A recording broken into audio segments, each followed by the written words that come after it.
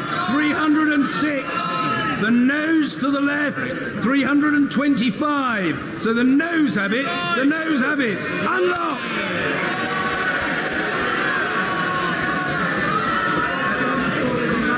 Point of order, the Prime Minister. On a point of order, Mr. Speaker, I'm pleased that this House has expressed its confidence in the government tonight.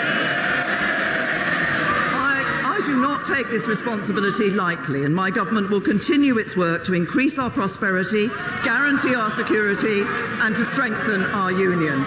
And yes, we will also continue to work to deliver on the solemn promise we made to the people of this country to deliver on the result of the referendum and leave the European Union. I believe this duty is shared by every member of this House, and we have a responsibility to identify a way forward that can secure the backing of the House.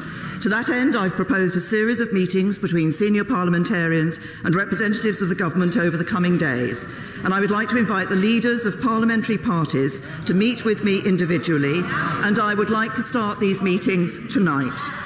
Mr. Speaker, the government approaches these meetings in a constructive spirit, and I urge others to do the same.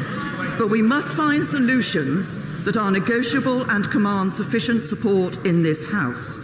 And as I've said, we will return to the House on Monday to table an amendable motion and to make a statement about the way forward.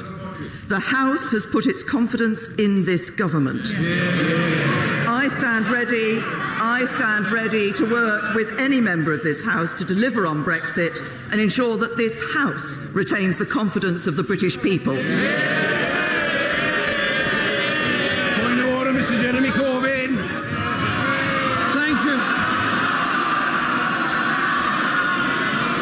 Thank you, Mr. Speaker.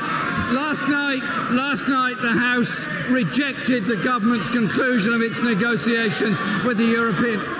Order.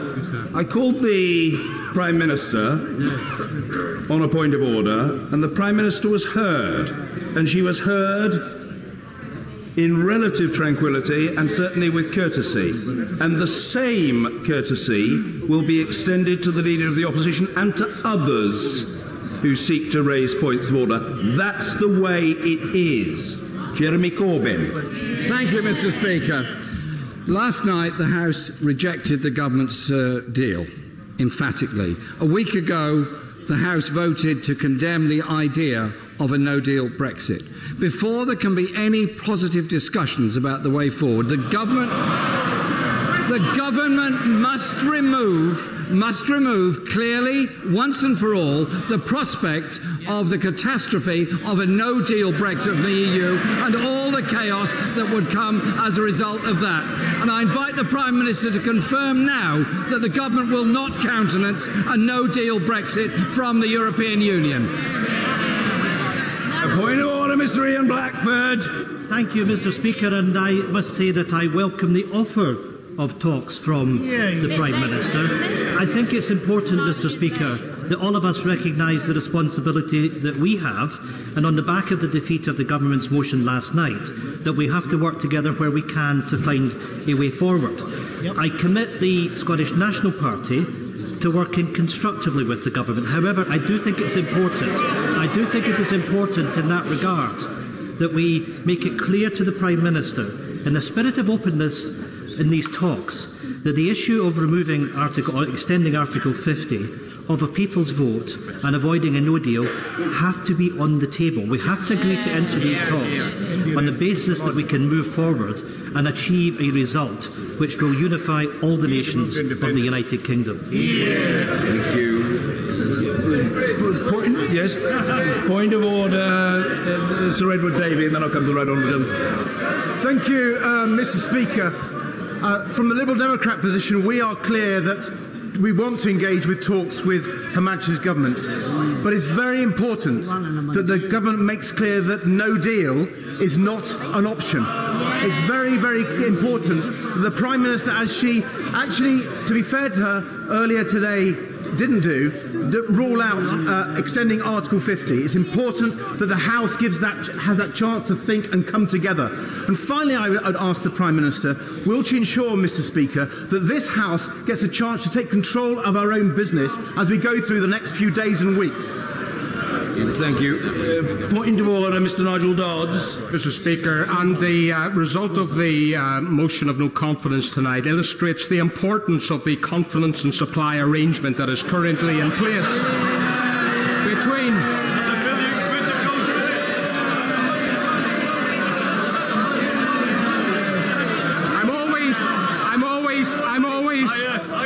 I'm always delighted when our opponents illustrate the strength of that relationship that we have and what it's delivering for Northern Ireland. And when the people of Northern Ireland see that investment in education and health and infrastructure, they will thank this Parliament and they will thank this party and this government for that extra investment. But can I say this? Can I say this? Order, Mr. Stone. Normally, order. Very unseemly behaviour. Normally you behave with great dignity in this place. Calm yourself, man. Get a grip. Nigel Dodds. Mr. Speaker, thank you. Can I say, however, that the confidence and supply arrangement, of course, is built upon delivering Brexit on the basis of our shared priorities. And for us, that is the Union. And we want to deliver Brexit, taking back control of our laws, our border and our money, and we leave the European Union as one country. Let us work in the coming days to achieve that objective. Well, on ground, well, if the right honourable gentleman really feels he must, but he has been represented by his right honourable friend, but if he really wants to, briefly, I don't mind, but we really must move on. No. Well, the generosity of spirit. Mr. Alistair Carmichael.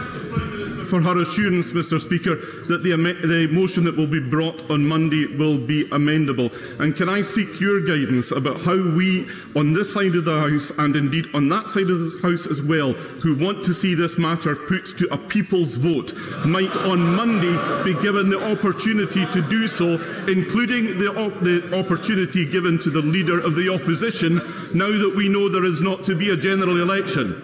Response to the right honourable gentleman, apart from thanking him for his point of order, is to say that if there is an amendable motion of which the Prime Minister on behalf of the government has given notice, manifestly there will be an opportunity for people to table amendments, and we shall have then to see what happens. The right honourable gentleman wouldn't expect me to make a commitment in advance, but I know what he thinks and I've heard what he said.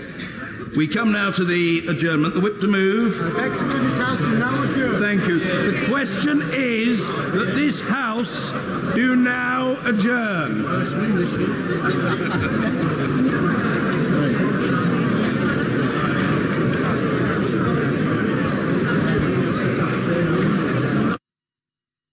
Honourable members do not wish to hear the honourable gentleman, the member for Solihull, dilate on the matter of car production in Solihull, which seems an unaccountable choice on their part.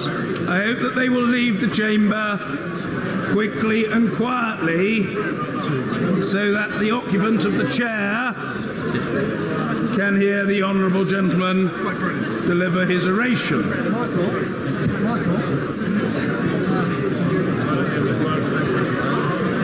Thank you.